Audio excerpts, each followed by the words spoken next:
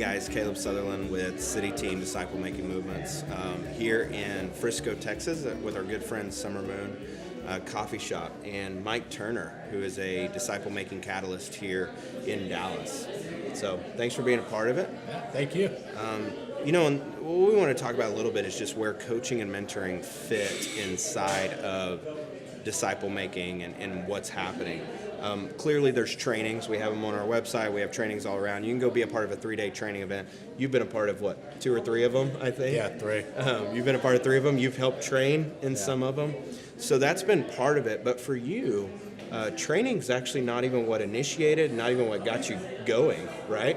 No, I mean, it started out with you coming and giving a 30-minute pitch of what DMM is in a class I was taking at DTS, and from there we just started meeting regularly relationally. And I mean, for me, that was the component that got me in, not one of these 3-day trainings. I mean, they're great information, but I wouldn't be here today if it wasn't for the relational aspect of mentoring and coaching. And it's kind of I would say it's been a shift. The first one was just kind of information exchange. Hey, tell me more about what you do. And then it kind of became hey, how do I do this? What would this look like? And then it really became friendship, right? Yeah, absolutely. So what would you say was some of those shifts that you think took place? What did it take for some of those to take place? For me, going from, I guess, information to how do I do this was, I really didn't believe this would work. I mean, he had stories and whatnot of lost people who wanted to start talking about Jesus and learning about him. This doesn't happen anywhere in the United States that I've been. And then as he and I are having these conversations, God started bringing people into my life that were like, hey, you go to theological school, right? I'm like, yeah, let's start talking about Jesus. And I'm it's like, okay, how do I do this? Because clearly there's people in this space in my communities that aren't believers who want to know more about Jesus. I'm like, okay, this has never happened before I met Caleb. And then, I mean, the friendship was just how much you invested in, where you would ask questions that I'd never thought about, whether it's with my girlfriend or where I'm going with life and whatnot. And the questions were just really good, deep questions that, I mean, there have been times I've had to tell you, okay, give me 5 minutes to actually think about this, and let's talk about something else, and then all of a sudden the light bulb will go on, like, okay, this is how I'd answer your question. So tell me, so when we meet up, how structured are our meetings? On my end, I don't think they're structured at all, but I'm sure you do. No, they're not at all. Okay. But it is part of the relational idea of how do we talk through aspects of life. And so part of, what would you say is off limits in our meetups? Absolutely nothing. And I think the ability to have nothing off limits allows us to really grow, and we can see parts in it. So the other thing is, do you think it's just me mentoring you, or how? I think it's reciprocal. I don't think you can disciple or mentor anyone and it not be reciprocal, except for, I mean, maybe coaching would be the only one that's one way. But with us, it's been friendship and mentoring, discipling, and I feel like it's always been reciprocal, that you learn a little bit from me and I learn a lot from you. It's basically the same.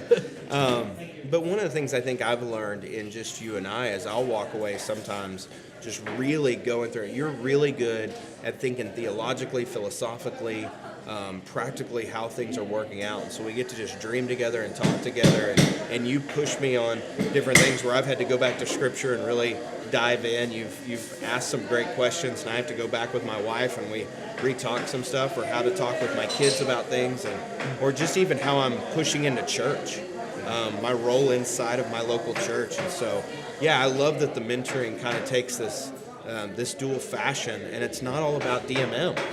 It's really about how do we be disciples in all of life. Go ahead. I was just going to say, it's so weird now to even think that it's like a work meeting now, where Caleb texts me, it's like, block out 3 hours for lunch, and it's like, absolutely. And I've just gotten to a point where it's like, oh yeah, this is work, because the relationship is so ingrained, and I don't think you can mentor somebody without that deep care that each of us have for each other, and rooting for each other to do well in life and in ministry. And I always have to remind myself, this is a work meeting. This isn't even One of the things I've really learned through, so I've kind of mentored a lot of guys through Skype or or meet up for just coffee or something like that. One of the things that I think is real important in a mentoring type of relationship is we'll go eat somewhere, and there for a while, Mike said, well, we got to go someplace that I can only eat vegetarian. And I said, why? And so it actually opened up into his life and what's going on. And I got to see the discipline, and I learned from him, and I learned just about how he approaches a lot of things. So it's interesting. 30-day meat cleanse, just for everyone. 30-day meat cleanse. Yes. Which is totally not necessary. But it's not biblical. So it's not biblical at all. But part of the thing that I learned about it was just your discipline. I learned more about you because we put it around a meal. Yeah. And so every meeting we have pretty much is around some kind of meal or food. Yeah. And we've learned different things. We've both been on like weight loss plans, and we've had to try to eat in line with that. And then we've had no Coke plans, and then we've had no. So we've learned a lot about each other actually by purposely putting meetings around food. I don't think we've ever had a meeting one-on-one on phone or Zoom or Skype. And not that any of those are wrong, but I feel like that's added the relational component that we've been talking about.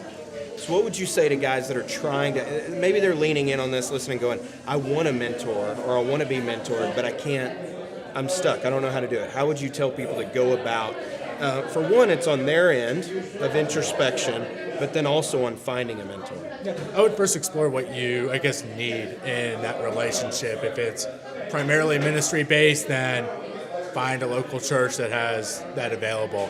If not, I mean, look to your pre-existing relationships. Like Caleb and I started off, as he was talking about, like exchanging information, and the relationship wasn't a component, but I would say the mentoring has taken part in the latter portion of our relationship. That's because our relationship bloomed out of an informational exchange. And so look who's in your life. And I have another guy that I'm mentoring right now, and I'm 27 and he's late 50s, early 60s. And he tells me I'm a mentor to him because I help him process and think in ways that haven't been. And it jars me every time he says this. I'm like, David, you could be my dad. It's like, no, but seriously, like I learn more from you than I do from anyone in it.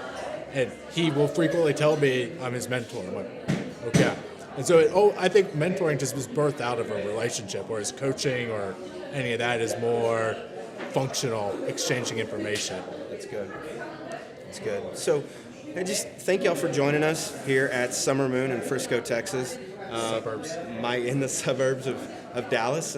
Mike and I got to chat just a little bit about mentoring and how it looks.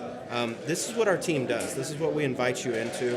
And so we want you to join us. If you want to, go to cityteam.org and click on the iDisciple link, and you can kind of follow that and follow up. If you're going, I do want to mentor, I do want to be coached, hey, what does this journey look like? We'd love to invite you into it. So Absolutely. Thanks, Mike.